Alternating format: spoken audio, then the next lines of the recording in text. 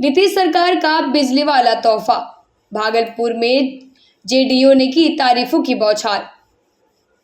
बिहार के मुख्यमंत्री नीतीश कुमार द्वारा 125 यूनिट फ्री बिजली की घोषणा पर भागलपुर में जेडीयू नेता ने खुशी जताते हुए प्रेस वार्ता की। महानगर अध्यक्ष संजय शाह ने इसे गरीब और मध्यम वर्ग के लिए बड़ी राहत बताया और कहा कि नीतीश सरकार ने हमेशा जनता की जरूरतों को प्राथमिकता दी है। प्रेस वार्ता में इसे जन कल्याणकारी सोच का प्रतीक बताया गया और लोगों के जीवन स्तर में सुधार की उम्मीद जताई गई। आज की जो प्रेस कॉन्फ्रेंस रखी गई है, ये हमारे मुख्यमंत्री की जो महत्वपूर्ण योजनाएं हैं उसके ऊपर हमने बोलना है। 125 यूनिट बिजली फ्री करके एक ऐतिहासिक फैसला हमारे मुख्यमंत्री ने लिया है, जो आम जनता के लिए बहुत बड़ा फैसला है, बहुत लाभदायक फैसला है। उससे लोगों को बहुत राहत मिलेगी। प्लस पेंशन योजना जो हमारे मुख्यमंत्री 400 रुपये से लेके 1100 रुपये कर दी है, ये बहुत बड़ी राहत हर वर्ग के लोगों को जो जिनको जरूरत है उनको बहुत बड़ी राहत मिली है। और ये ऐतिहासिक फैसला हमारे मुख्यमंत्री ले सकते हैं, जो पुरुष है दूसरा आदमी ये फैसला नहीं ले सकता है। और सरकार रोज नई योजना ला रही है। अभी प्रखंड के अंदर में देखिए विवाह भवन बनाने की योजना लाई है। हर गरीब कन्या के लिए विवाह भवन बनेगा, जो आप कहीं भी शादी करने जाइए बड़ा पैसा लगता है वो फ्री रहेगा। इस टाइप की योजना के लिए प्रेस कॉन्फ्रेंस बुलाई गई है ताकि हम लोग अपने मुख्यमंत्री के कार्य को जन जन तक पहुंचाएं, उसके लिए वार्ता। बांका की बारिश से भागलपुर बेहाल, खलखलिया नदी उफान पर, गांव जलमग्न। बांका जिले में हो रही लगातार बारिश का असर अब भागलपुर में दिखने लगा है, जहां जगदीशपुर प्रखंड के खलखलिया नदी उफान पर है। नदी के बढ़ते जलस्तर ने कई गांवों को पानी पानी कर दिया, जिससे ग्रामीण इलाकों में बाढ़ जैसे हालात बन चुके हैं। खेतों में पानी भरने से धान की खेती पर संकट मंडरा रहा है, क्योंकि ये बुआई का समय है। ग्रामीणों का कहना है कि अगर जलस्तर नहीं रुका तो उनकी फसलें पूरी तरह बर्बाद हो जाएगी। अचानक से पानी भर गया है। जी कितनी परेशानी होगी? अरे परेशानी तो बहुत ज्यादा है, क्योंकि अभी अटेंडम बिना किसी भी इंफॉर्मेशन का पानी आ गया। बहुत लोग अभी खेत में बिचड़ा रोपा हुआ था, जो कि बिचड़ा अभी तहस नहस हो चुका है। और जहाँ तक देख सकते हैं कि बहुत ज्यादा नुकसान हो चुका है हमारे यहाँ पे, क्योंकि रैंडम पानी आ गया है और इस पानी के बहाव से बहुत ज्यादा लोगों तक क्षति पहुंचा है। हर एक जगह पानी भरा हुआ है। क्या लगता है इस तरह पानी और बढ़ेगा तो क्या नुकसान होगा? बहुत ज्यादा नुकसान हो सकता है कि इस बार फसल ना भी हो, क्योंकि बहुत ज्यादा नुकसान हो चुका है। और रैंडम पानी की वजह से ना लोग उससे तैयार नहीं रह पाया। क्या नाम है? मेरा नाम प्रशांत तिवारी। भागलपुर में गंगा उफान पर, प्रशासन अलर्ट मोड में। भागलपुर में गंगा नदी का जल स्तर लगातार बढ़ रहा है, जिससे प्रशासन और आपदा विभाग पूरी तरह अलर्ट मोड पर आ गया है। हालत की गंभीरता को देखते हुए सभी गंगा घाटों पर 24 घंटे के लिए आपदा मित्र तैनात कर दिए गए। चेतावनी बोर्ड लगाए जा रहे हैं और जल स्तर की पल पल निगरानी की जा रही है। हालांकि अभी जल स्तर खतरे के निशान से नीचे है, लेकिन एहतियातन प्रशासन ने रेस्क्यू टीम और जरूरी संसाधनों को पूरी तरह तैयार रखा है। प्रशासन ने आम लोगों से अपील की है कि गंगा घाटों पर बेवजह ना जाए और सुरक्षा निर्देशों का सख्ती से पालन करें। क्या स्थिति है गंगा के जल? गंगा का जल स्तर काफी तेजी से बढ़ रहा है सर। लगभग रोज 4 सीढ़ी 5 सीढ़ी पानी बढ़ रही है, काफी तेजी गति से। इसीलिए हम लोगों को जगदीशपुर अंचलाधिकारी महोदय के द्वारा 26 लोगों को लगाया गया है, जो कि आपदा मित्र को जो एसएम कॉलेज और बरारी घाट पे हम लोग तैनात 24 घंटे हम लोग रहते हैं। आने वाले समय में क्या लगता है सीढ़ी? लगता है 2-4 दिन में बहुत काफी बढ़ जाएगा सीढ़ी। रविवार के दिन हम लोगों का जो श्रद्धालु आएंगे उस दिन हम लोगों को एसडीआरएफ के साथ बहुत मशक्कत से रहना पड़ेगा। और अभी तो हम लोग अलर्ट मोड में हैं। क्या नाम हुआ? मेरा नाम सुशील यादव हुआ। सावन की दूसरी सोमवारी, बारिश में भी नहीं डिगी आस्था। रविवार को सावन की दूसरी सोमवारी से पहले भारी बारिश के बावजूद भागलपुर के सुल्तानगंज स्थित अजगैबीनाथ धाम में आस्था का सैलाब उमड़ पड़ा। उत्तर वाहिनी गंगा में लाखों कांवरियों और डाक बमों ने डुबकी लगाकर गंगा जल भरा और हर हर महादेव के जयकारों संग देवघर के बैजनाथ धाम की ओर रवाना हुए। प्रशासन से मंदिर से लेकर कांवरिया पथ तक सुरक्षा और साफ सफाई की पुख्ता व्यवस्था की गई थी, जिससे श्रद्धालुओं की आस्था में कोई कमी ना रहे। बार है, लेकिन मैं आशु भी आयुष भाई के साथ आया हूँ। हम लोग टोटल 80 लोग आए हैं। ये हमारे बीजेपी का झंडा पहने हैं, क्या है? जी जी, बाबा धाम जा रहे हैं। हाँ, बाबा धाम जा रायपुर से आए हैं, छत्तीसगढ़ से। सेकंड मोदी जी। हमारा ये 26वां साल है लगातार का। कांवर उठा के सुल्तानगंज से बाबा बैजनाथ धाम और वासुकीनाथ जल चढ़ाते हैं। मोदी जी का टोपी पहने हैं। बिल्कुल हाँ, क्यों? मोदी जी के भक्त हैं। अच्छा, हाँ उसको लेके साथ में जा रहे हैं। बिल्कुल साथ में है। क्या कहेंगे वो बाबा को, मोदी जी के लिए? मोदी जी को लिए भाई 29 में एक बार और आए। हाँ। हाँ दाढ़ी भी सेम रखे हैं, दाढ़ी जैसी। बीजेपी आ जाएगी, आ जाएगी। बिल्कुल आ जाएगी। एनडीए आ जाएगी। तेजस्वी आज कहीं नहीं लगेगा, हार जाएगा। बाबा से यही मांगे कि मोदी जी 29 में जिंदाबाद। मोदी है तो मुमकिन है।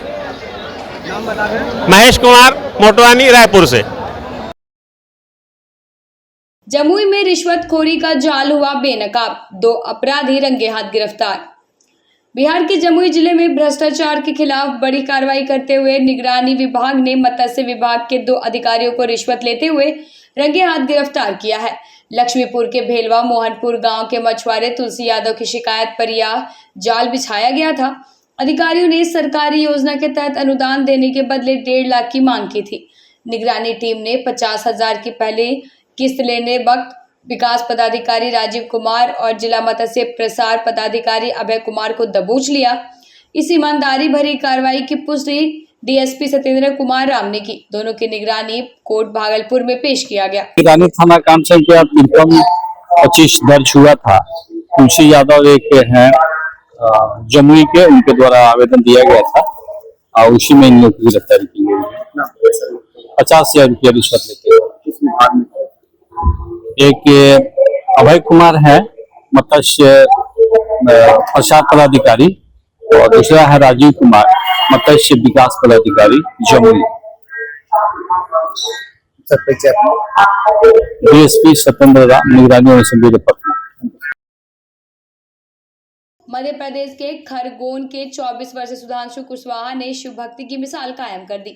सपने में महाकाल के दर्शन के बाद उन्होंने 12 ज्योतिर्लिंगों की 13,000 किलोमीटर लंबी पैदल यात्रा शुरू की। अब तक 5,000 किलोमीटर चलकर 10 ज्योतिर्लिंगों के दर्शन हो चुके हैं। काशी विश्वनाथ के बाद अब बाबा बैजनाथ के दर्शन को सुल्तानगंज पहुंचे हैं, जहां उत्तरवाहिनी गंगा से जल लेकर देवघर रवाना होंगे। धर्मशालाओं में विश्राम कर रोजाना 32 किलोमीटर की यात्रा कर रहे सुधांशु का उद्देश्य है युवाओं में सनातन धर्म के प्रति श्रद्धा जागृत करना। उन्होंने इंडिया बुक ऑफ रिकॉर्ड में भी अपनी यात्रा दर्ज करने के लिए आवेदन किया है। कर रहे हैं मध्य प्रदेश खरगोन जिले से ओमकारेश्वर के पास 12 ज्योतिर्लिंग यात्रा कर रहे हैं। अभी 11वां ज्योतिर्लिंग जा रहे हैं बाबा बैजनाथ। कहाँ अभी तक हो लिए? अभी महाकालेश्वर, ओमकारेश्वर, दक्षिणेश्वर, त्र्यंबकेश्वर, भीमाशंकर, रामेश्वर, मल्लिकार्जुन, सोमनाथ, नागेश्वर और काशी विश्वनाथ के दर्शन करके निकले। अब कहाँ जा रहे हैं? अभी बाबा बैजनाथ को जा रहे हैं। उसके बाद केदारनाथ जाएंगे। कष्ट भी है, परेशानी भी हो रही है, लेकिन भोलेनाथ पर आस्था है। बस एक विश्वास है बाबा पर। अब तक कितना किलोमीटर दूरी तय कर लिए होंगे? वही हजारों किलोमीटर काउंट नहीं किया। तो भी कम से कम देखा जाए तो 4 से 5 हज़ार किलोमीटर। और कितनी दूरी तय करनी है? अभी 2-3 हज़ार किलोमीटर हो गए। पैदल ही? घर से कब निकले थे? हम निकले थे 1 नवंबर 2023 को। नवंबर 2023 को? उसके बाद अभी तक घर नहीं गए हैं? अभी और कितना दिन तक घर नहीं जा पाएंगे? अभी 4-5 महीना और लगेगा। 4-5 में? भोलेनाथ पर ऐसी आस्था है? भोलेनाथ पर कितना आस्था है? क्या मांगिएगा भोलेनाथ को जलाभिषेक करके? बस बाबा का एक बार दर्शन हो जाए, सब वही चाहते हैं। बाबा का दर्शन? कितना आस्था है, कितना भोलेनाथ पर विश्वास है? बहुत ज़्यादा, खुद से भी ज़्यादा उनसे। सुनते हैं भोलेनाथ? सुनते। क्या नाम हुआ आपका?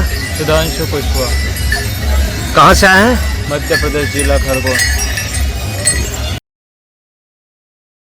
बिहार में अपराधियों पर बुलडोजर कार्रवाई। धोखाधड़ी आरोपी राजकुमार रंजन के घर पुलिस ने की कुर्की। भागलपुर के मुजाहिदपुर थाना क्षेत्र में पुलिस ने धोखाधड़ी के आरोप में राजकुमार रंजन के खिलाफ बुलडोजर कार्रवाई करते हुए उनके घर में कुर्की की है। आरोपी लंबे समय से फरार था, लेकिन न्यायालय के आदेश पर लोधीपुर थाना पुलिस और मजिस्ट्रेट की मौजूदगी में इसे सख्त कार्रवाई को अंजाम दिया गया। इस कदम से इलाके में खलबली मच गई और पुलिस का अपराधियों के प्रति सख्त रुख साफ नजर आया। जो कि हुई है राजकुमार रंजन, उसमें अभियुक्त थे। न्यायालय के द्वारा वारंट निर्गत किया गया था। उसके बाद 82 की कार्रवाई हुई, उसके बाद 83 की कार्रवाई हुई, कुर्की जब्ती की कार्रवाई। अभी तक अभियुक्त फरार चल रहे थे। इस कारण न्यायालय ने आदेश दिया उनकी संपत्ति को कुर्की जब्ती करने का। न्यायालय के आदेश के उपरांत ही जो पुलिस अपने दंडाधिकारी की मौजूदगी में ये कार्रवाई राजकुमार रंजन जी की संपत्ति पर कार्रवाई कर रही है। इनके ऊपर कितना मामला है? इनके ऊपर दर्जनों मामला है। नवगछिया थाना, नदी थाना में मामला है तथा जोक्सर थाने में है और एक्साइज का थाने में मामला दर्ज है। ये विभिन्न लोदीपुर थाना में मामला दर्ज है, बांका में थाना दर्ज है, मुजाहिदपुर थाना में मामला दर्ज है।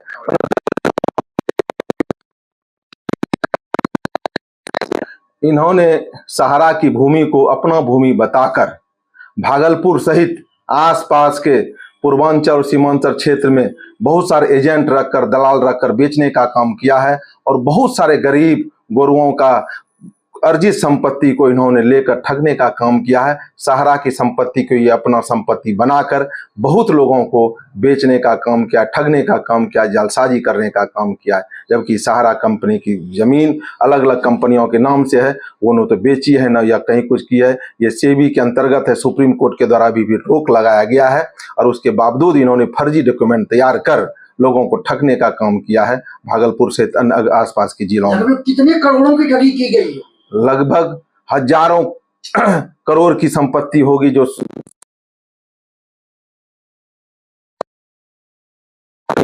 भूमाफियाओं की बुरी नजर है, जिसमें से एक ये राजकुमार रंजन है। ये हमको लगता है सैकड़ों लोगों का जो है हजारों एकड़ हजारों करोड़ यदि उसका मूल्यांकन वर्तमान किया जाए तो हजारों करोड़ रुपये का ये जो है ठगी का मामला आएगा यदि इसकी जांच सीबीआई से, विजिलेंस से कर दी जाए। अभी भी सड़क पर बहुत सारे लोग रजिस्ट्री करा कर घूम रहे हैं, उनको इतना पोजीशन मिल रहा है और संपत्ति मिल रही है, ये पैसा लेकर के फरार चलते जा रहे हैं।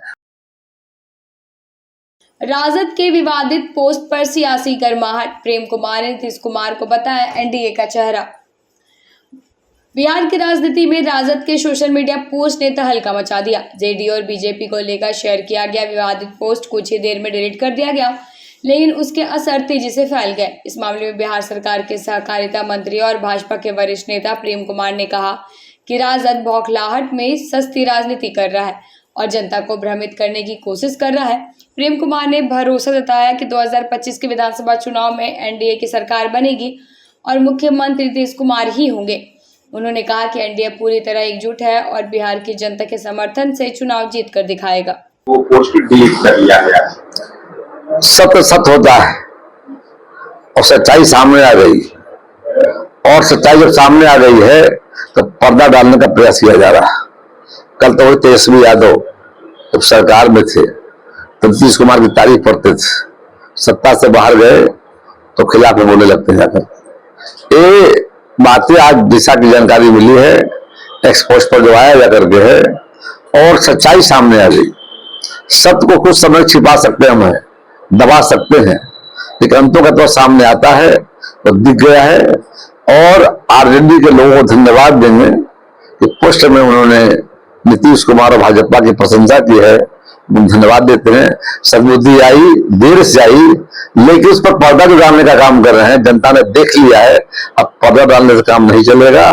जनता भी इस बातों को जान रही है, देख रही है और आने वाले चुनाव में आंधी चलेगा। तो करंट बना है बिहार में, उसका उदाहरण देता हूं। 4 बाई इलेक्शन बिहार में हुए, रामगढ़ में हुए विधानसभा का चुनाव, एमपी में जो एमपी वर्तमान थे जाकर के और जीत गए थे एमएलए जाकर के। दूसरा तरारी में हुआ, गया का बेला में हुआ और इमामगंज में हुआ करके। सभी सीटों पर इमामगंज छोड़कर कमल खिला है, रामगढ़ में लालटेन बुझ गया। गया जिले में बेला में वहां भी अपना तीर आ गया करके, और वहां पर तरारी भोजपुर में वहां पर भाजपा का कमल खिला है, वहां मतलब जो माले वाले हार गए करके। तो बिहार की जनता ने सिग्नल दे दिया है कि बिहार में नरेंद्र मोदी नीतीश कुमार की जोड़ी हिट कर गई है। अब जनता कहीं जाने वाली नहीं है। अब 5 साल आरजेडी को आराम करें, फिर से एनडीए की सरकार बिहार में आ रही है और नरेंद्र मोदी का जो सपना है विकसित भारत और आत्मनिर्भर भारत की ओर बिहार चल पड़ा है। चांदन नदी में डूबने से 13 वर्षीय छात्र की दर्दनाक मौत, परिजनों में मातमी सन्नाटा। अमरपुर के बैजूडी पंचायत स्थित चांदन नदी के बीरमा घाट पर रविवार को 13 वर्षीय शुभम कुमार स्नान के दौरान तेज बहाव और गहरे गड्ढे में फिसलकर डूब गए। ग्रामीणों की मदद से देर से निकाले गए शुभम को अस्पताल ले जाया गया, जहां डॉक्टरों ने उसे मृत घोषित कर दिया। शुभम उच्च विद्यालय कुल्हड़िया का 9वीं कक्षा का छात्र था। घटना से परिजन और मोहल्ला गमगीन है, जबकि स्थानीय लोग घाट पर सुरक्षा इंतजाम न होने और जागरूकता की कमी पर चिंता जता रहे हैं। पुलिस मामले की जांच कर रही है। घर ये कौन हुआ आपका? मेरा भाई का लड़का है। क्या नाम है इसका? शुभम। शुभम कुमार। कितना उम्र है इसका? 13 साल। क्या हुआ इनके साथ में? पानी में गिर गया। कौन कहाँ कौन नदी में? नहाने गया होगा नदी में। कौन नदी में? चानन। चानन नदी में। और को डूबा है वहाँ क्या? और को डूबा है? नहीं, ये अकेले था। लड़का का हमको पता है।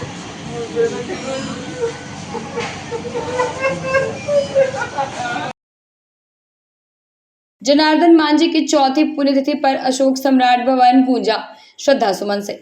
अमरपुर के अशोक सम्राट भवन में पूर्व विधायक स्वर्गीय जनार्दन मांझी की चौथी पुण्यतिथि पर जन श्रद्धा की भारी भीड़ उमड़ी। जनार्दन मांझी अमर रहे के उद्घोष से परिसर गूंज उठा। भवन निर्माण मंत्री जयंत राज, सांसद गिरिधारी यादव सहित कई जनप्रतिनिधियों ने भावभीनी श्रद्धांजलि अर्पित करते हुए मांझी को युगादृष्ट और विकास पुरुष बताया। जयंत राज ने कहा कि वे अपने पिता के सपनों को साकार कर रहे हैं और अमरपुर के हर कोने तक विकास पहुंचाने का संकल्प दोहराया। जदयू, भाजपा समेत सभी दलों के नेताओं और हजारों ग्रामीणों की उपस्थिति से स्पष्ट हुआ कि जनार्दन मांझी केवल एक नेता नहीं, पूरे समाज के प्रेरणा स्रोत थे।